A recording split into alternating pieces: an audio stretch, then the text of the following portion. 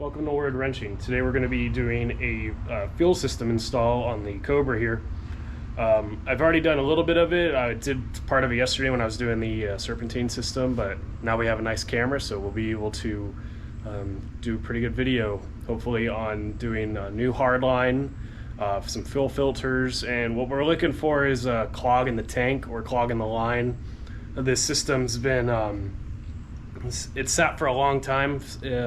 And my grandfather, who originally owned the car, never used ethanol-free gas.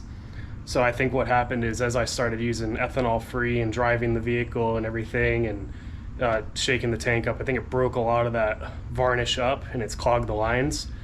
Because from what I've gotten from the first half from pump forward, it's been pretty bad. So today what we're going to be doing is we're going to put a new hard line in there. We got new filters, and we're going to be throwing we're going to drop the tank and check all that. We're going to drain the tank, try to see, we're looking for wherever the clog is at. I'm getting rid of the two sealed fuel filters, and we're going to throw some automotive fuel filters in there. We can change out the inserts in those. So that's what we got coming up, but first we got to do a heads up.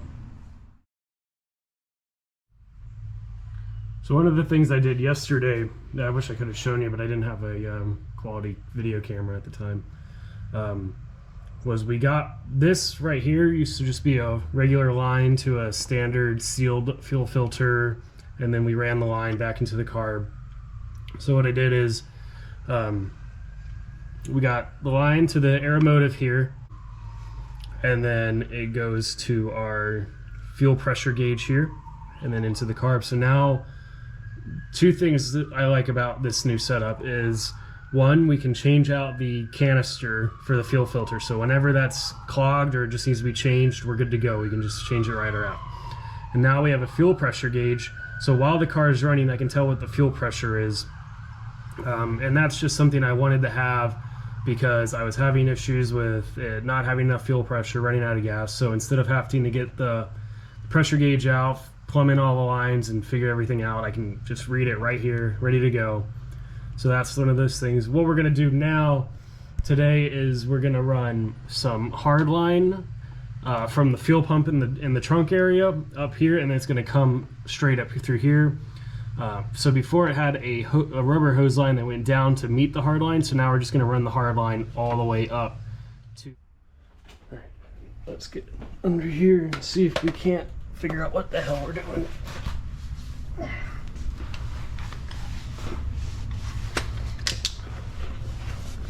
All right, so we got our automotive fuel pump here. I know that this isn't the problem because this is basically brand new.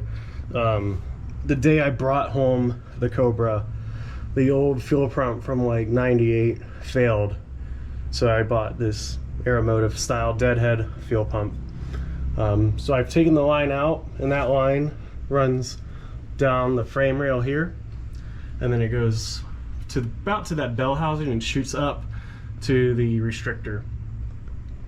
So that's going to be our first thing, is we're going to create the new line going down. So we'll just measure the old line to there, and then what I'll do is from that frame rail to the restrictor, I'll measure that, and that'll tell me how far to make that bend.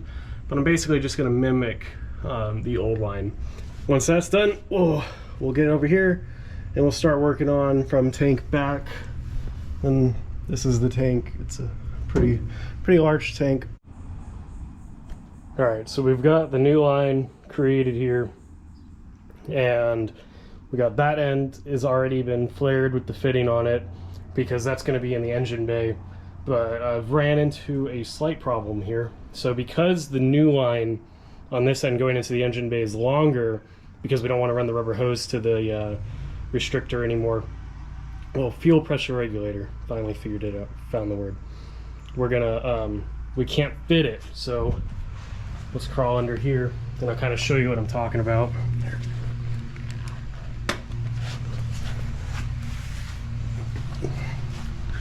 So back there, right there is our pump, and we need to run it through here, but that long piece going into the engine bay, we can't get it through. So what I need to do now is I'm gonna have to take my jack here, support the trans, take the trans support out, or hopefully just drop it down enough to slip the pipe through.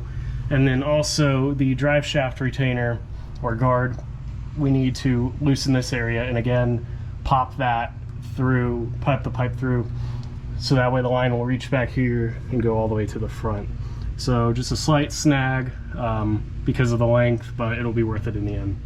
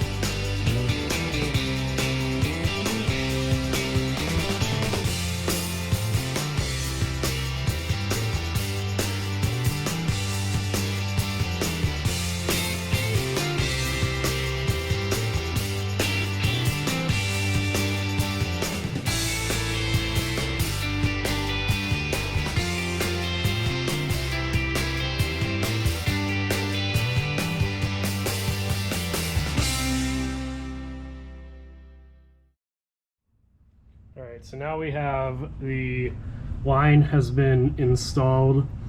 We took that cross member out and that drive shaft retainer, got that all put in now. So now what I'm going to do is we're going to, we got the line here, it's all hard line up to the fuel pressure regulator. And then what I'm going to do is, this is just holding it in place, the fitting. We're going to add the sealant to the threads, tighten her down, and then I'll get under there and we'll flare the other end and get that mounted to the pump. All right, so now we're at the back of the car and the front is done. We have the fitting, it's already been attached. We got the thread sealant and all that fun stuff. So now what we want to do is we need to flare this part so that way we can keep our fitting on. Now, first part of flaring a fitting on is make sure the fitting is on, because you're gonna have a bad day if you don't have it flared on. So normally you would do this out of the car, but I'm gonna show you how to do it in the car, because what we needed to do is we did the first one out of the car and now we've test fitted, make sure everything lines up, and I didn't want to flare it if things didn't line up, if we had to cut stuff and whatnot. And because we had to take that cross member and all that apart, we're just gonna flare it in here. So the way to do it is we have our flare tool here, and we're going to put it in the 3/8 slot, so just like this.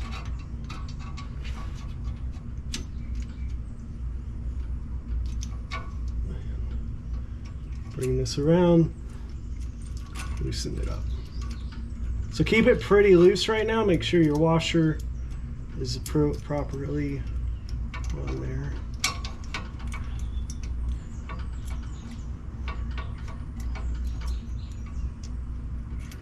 Okay, so that's that. So we have the tool here.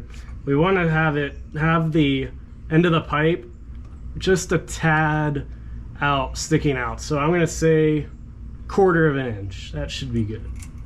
So we're going to tighten this end, and at the same time we'll tighten the other end. Make sure it's on there properly, and just keep tightening her down.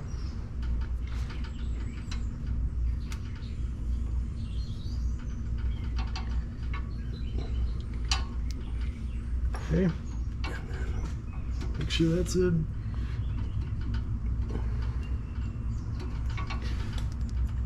So you're going to want to use pliers to really make sure it grips down, because if you don't, if this, I guess, jaws aren't tight, the pipe's just going to slip out and it's just going to make a mess. So I'm going to go grab some pliers because I forgot.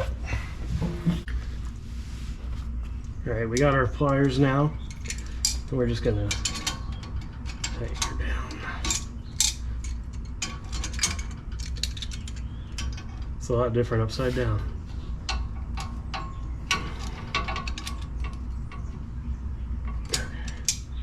Alright, that's on there. We'll grab our flare tool and just use your fingers, loosen her up, grab it, and we're gonna finger tighten all the way down into the piece. Okay, make sure that's looking good. Make sure that fitting's out of the way. Don't want to damage that. And then take your piece and just twist till it bottoms out. It's real helpful to have your line loose right now, just so that way you can kind of move around and not worry about bending the line or anything like that.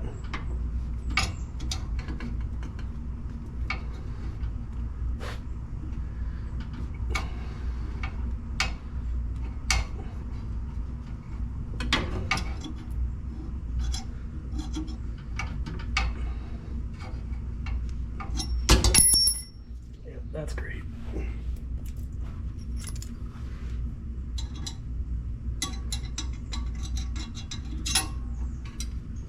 Okay, feel it spotting out. Now you don't have to over tighten it. Like you don't have to go Superman on it. So once you feel it bottom out, you're good. Now we loosen it. Okay, now we felt it loose. We can pull that rod out and just hand undo it. Just bring it all the way empty. Pull that out. Grab your pliers.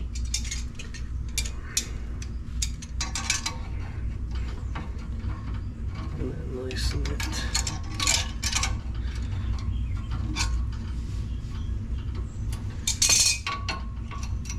Loosen that end and loosen this end. It opens right up. Boom. Put that to the side. Now you have a flared fitting right there. Boom. Done. Now, I haven't done this before. This is the first time I've actually ran hardline, and it's really simple. Like if I can do this on the first run, you can do it. Now granted, we haven't seen if there's any leaks yet, but I've noticed this line has like a coating on it, which is all marred up here. Get some sandpaper or something and just clean that off. Like you don't want that to mess with your connection here. Like you don't want it in the way. It'll take you 20 seconds to just clean that off, save you a lot of hurt. Okay, now that our fitting's good, everything, we need to add the female adapter to our fuel pump. What we're gonna do is first we're gonna get some of this sealant. So this is Earl's pipe sealant, and it's actually rated for gasoline. Regular Teflon tape is not, so I figured that out the hard way. Maybe that's why these lines are clogged. Probably not. It's probably the 20 years of using regular gas and letting it sit and clog the tank. There we go, just enough. And then you want to just coat that with your finger. Just make sure all those threads are filled.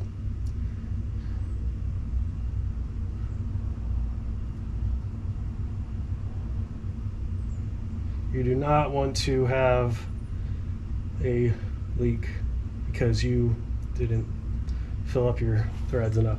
So this has a 24-hour cure time, but I think it says you can actually use it in like, so 1 to 2 hours it'll fix, and then it has a functional time of 2 to 6 hours, but full cure is 24 hours. So this car, we're just gonna let her sit for 24 hours.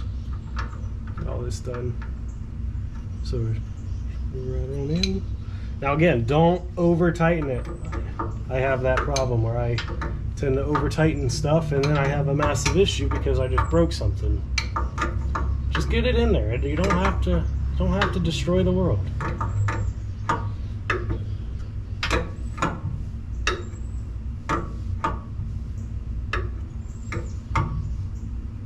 Just feel it until it stops. Like once it's, that's probably good. If it's not, well, we'll have a massive gas leak and then we'll know that it's not good. So now the female's in, we're gonna do the male fitting. And just put it on here. That's way too much.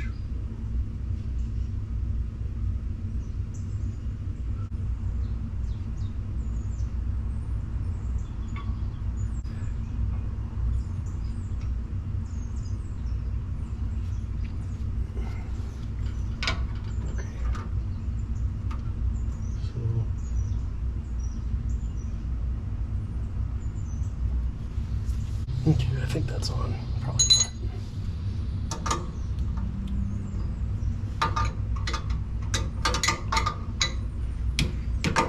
Nope, wasn't even close to on.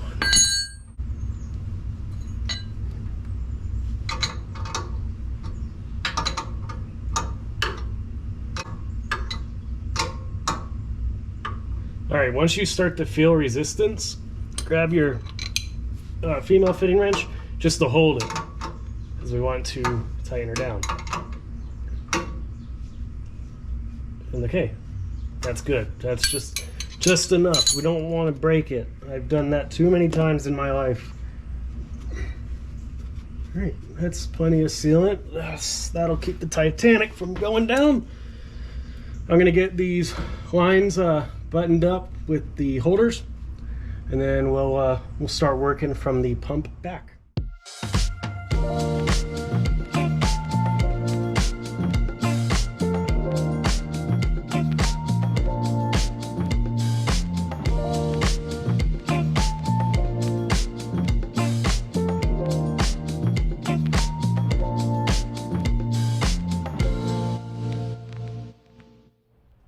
It's a slight change of plans. We were going to drop the tank, but it turns out that the breather tube, which is right up here, is actually pinched between the frame and the body. So in order for me to get this tank down, I would have to get that breather tube free. It's a hell of a lot of hassle. So what we did is we've got the adapter connected in there, the right angle, and then originally there was a steel line going from the fuel pump back to the tank to a rubber line, but there was no fuel filter. So what I got is I got the steel line with the fitting, so that way it fits onto the fuel pump just as it did before. But then I flared this end, so that's not going anywhere. We've got our air motive fuel pump, or fuel filter in, and that's going to go right above the fuel pump, so we'll easily be able to change that out. And then the line going to the steel line back there. So that's what I got next. We're just going to get this thrown in. After that's all installed, I'm going to use a transfer pump and we're going to get all this gas out of the tank. I wanted to drop the tank, but it looks like it's going to be a lot more work to get this tank out than I expected it to be, so we're just going to transfer all that old gas out of it.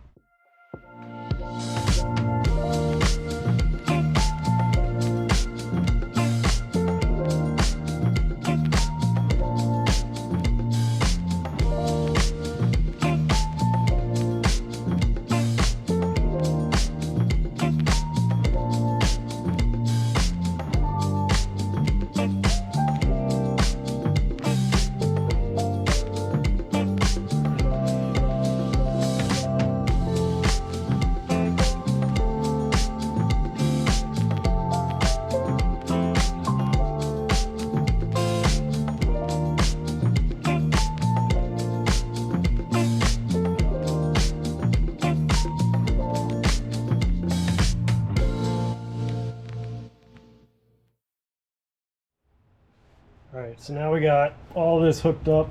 Let's see if we can't show you here. So we got the adapter going into the fuel line. Fuel line's here. Here.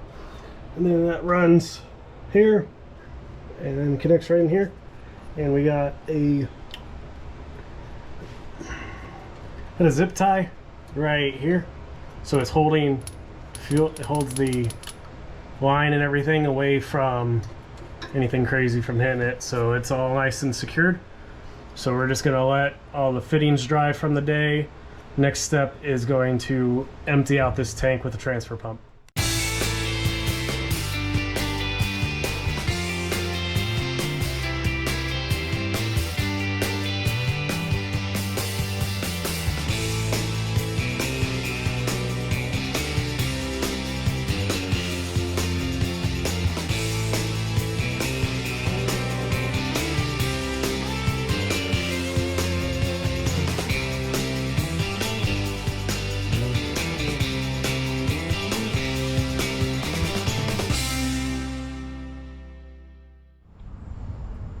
All right, so we got everything done. Tank is drained. The next thing is we're gonna let the thread sealant dry overnight.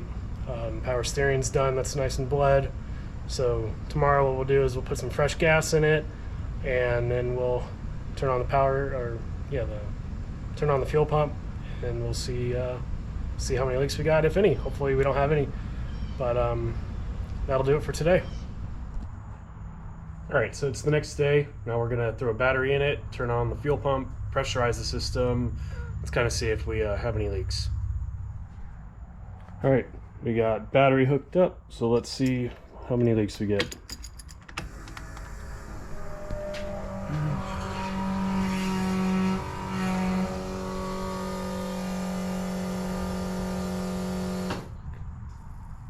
All right, let's look around. Oh yeah. Spraying gas down there. A ton of gas there. That's great. And let's see here. Not feeling anything down here.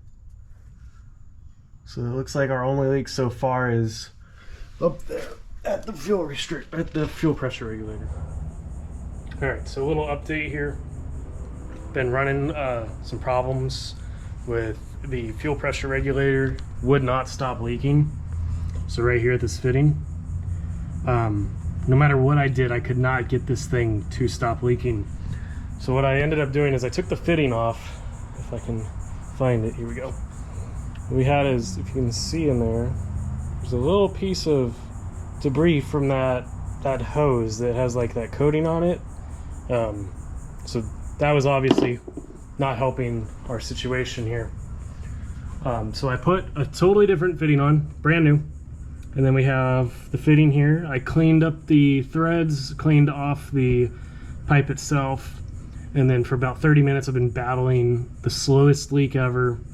And all it came down to was that I did not have the fitting tight enough on here. So, that's kind of something to just watch out for. Make sure if it keeps leaking, keep tightening it down, but you don't want to over tighten it, so it's kind of a delicate balance there. Let's see, back of the car, we had a slight leak from the fuel pump going out to the fuel pressure regulator, and all that is it just needed to be tightened up a hair, and it was good to go. Haven't had a problem since. All right, let's see how this thing starts up. We're gonna keep the fuel pump off. Carbs primed, lines are full, so it'll give us a decent idea of how the serpentine and all that stuff is running now.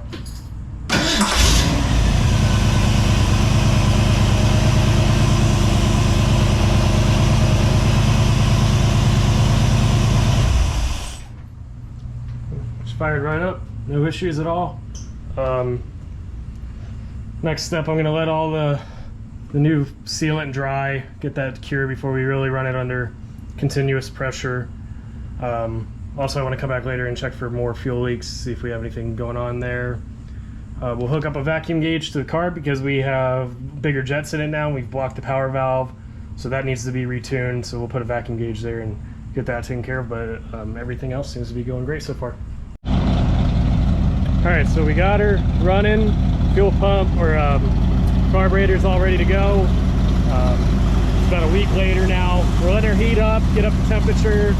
She hasn't been ran in about 7 months, so we're just gonna let her run all the gunk out.